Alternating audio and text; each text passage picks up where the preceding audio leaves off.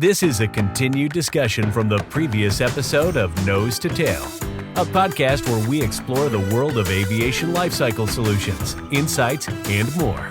Presented by Jet Midwest.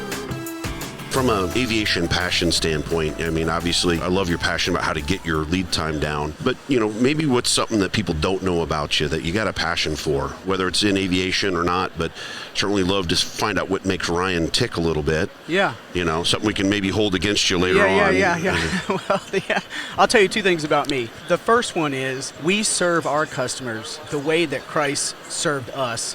And we read Matthew 5 all the way through on the Sermon on the Mount of the way he told us to take care of each other. And that's how we treat everybody, every single person, the same way. We just follow exactly what he said, and that's how we serve them. And they've always come back because they feel like, man, those people will take care of you. No matter what, we will swear to our own hurt. If we told you 12 days, we're going to make it 12 days. If we have to stay late or we got to do this, you're not going to pay for that. We're going to pay for that because we told you we could handle it in 12 days. We already agreed on a price, so we're just going to make it happen. So that's the first thing about us, really, is that we're going to take care of people and serve them the way he told us how to.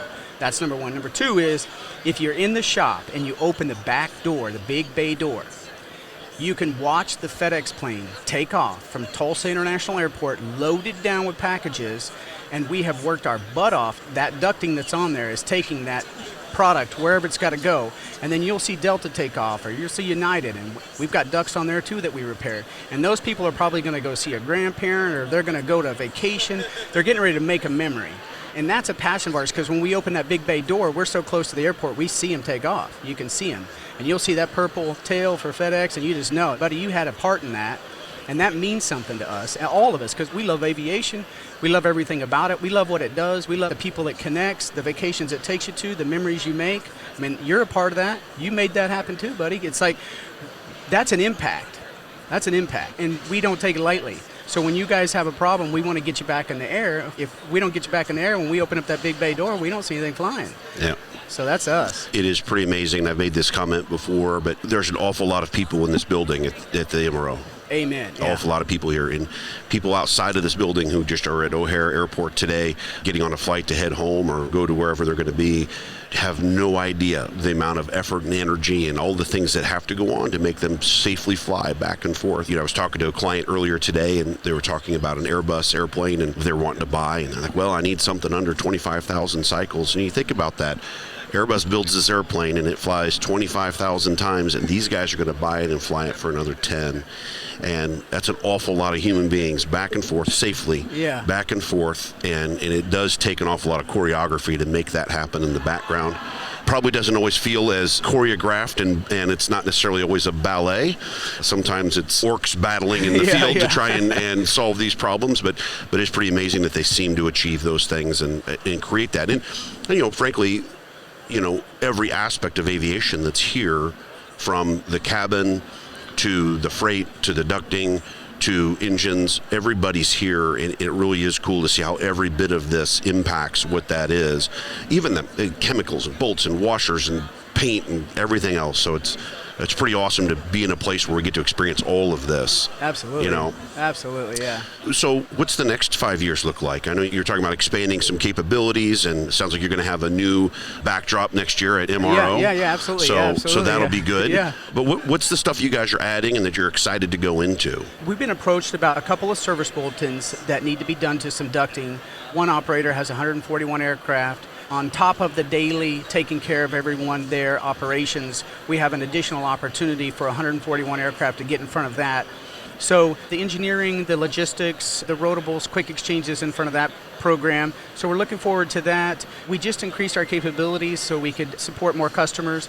And then we also added CA UK cert. So now we're a tri-release shop. So that's huge, and that's important to us because now it's FAA EASA cert with the CA UK, which now you could stock and have total confidence that if the United Kingdom called and it's a G-rated tail number and they want to buy that duct from you, there is no issues because now you have EASA cert on it and you have CA UK, which come December 24th, that requirement will be 100%. Now, there's a little bit of lax and there's some grace right there until December 24th, but after December 24th, a U.S.-based repair station must have that cert or that duct doesn't fly on those G-rated planes.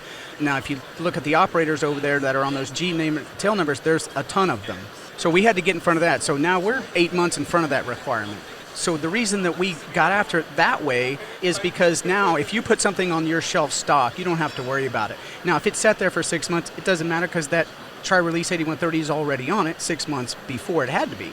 So now you're protected, so whatever you stock, you're good to go. That thing will fly anywhere, and we're on top of that.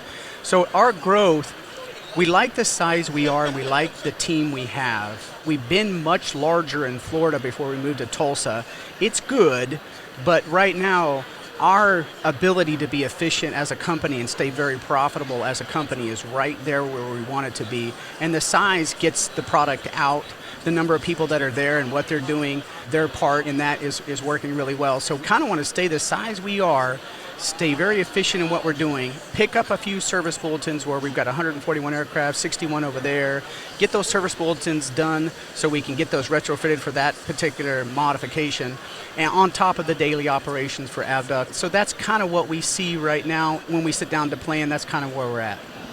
Nice. So was there anything unique about getting the new certificate? Was there anything unique about that, or was that pretty standard quality assurance guys getting together and Yeah, so that is a process. A shout out to our quality manager, Rick Allison, and the interim quality manager, Art Cantlin, for really spearheading that and getting on the other side of that quickly, because all those processes are a whole nother quality manual in place, which is another process that has to be checks and balances, and it's just another thing to manage in quality. And so what's great about our shop is, and we're very thankful for this part, but we've had major airlines go through there and audit us on these repair contracts with zero findings. And that's huge. It's huge for us as an organization, and it's great because they have confidence in us. You guys have zero warranties with Jet Midwest. They have confidence in us. And so therefore, anything we have capabilities on, you're very comfortable to send it to us because they're like, hey man, I trust those guys. And then you don't have any warranties, so there is no issues. And you're going to take that part off that shelf, that with AvDUCT 8130, sell it, it's going to fly, it's going to keep those people safe, and then you just have total peace about it. So that's what we focus on. We've got some really good opportunities in front of us, and we can stay very busy this year just taking care of what's in front of us right now. We thank God for that, because to mod 141 ducks is good, because you're going to get dozens at a time hit. There's 14 numbers, there's 18 numbers on top of your daily operations. Right. So we know that's coming. We're looking forward to it. No, that's awesome.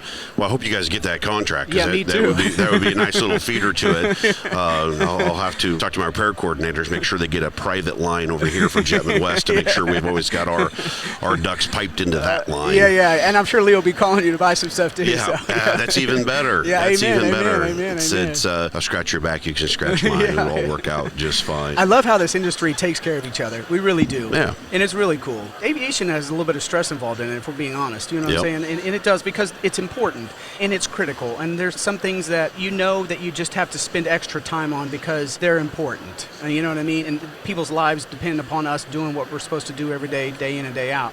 And it's a great industry, and we're proud to be a part of it. We love aviation. We're proud to be a part of it. We get Grandma to go see her grandkids on a plane, and we're a part of that. You're a part of that. And there's just a lot of moving pieces that make all that happen, and we're excited about it.